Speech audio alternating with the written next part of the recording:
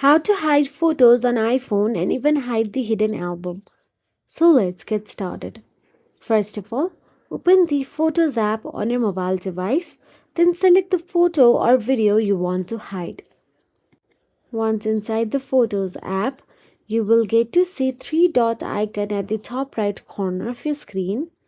Now from the drop down menu, tap on the hide option available there and confirm by tapping the hide photo. Now the photo will move to the hidden album in the album tabs.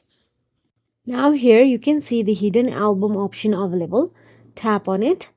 When you open it, you will get to see the video you just hid.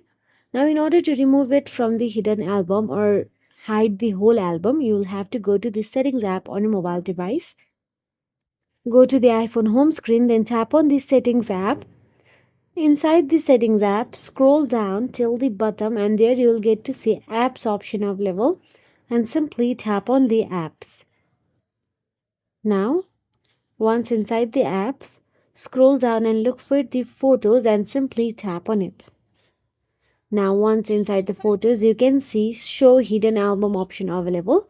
Simply toggle off it. Now the hidden album won't appear in the photos app until you turn it back on. Open the photos app and here you can see there is no hidden album.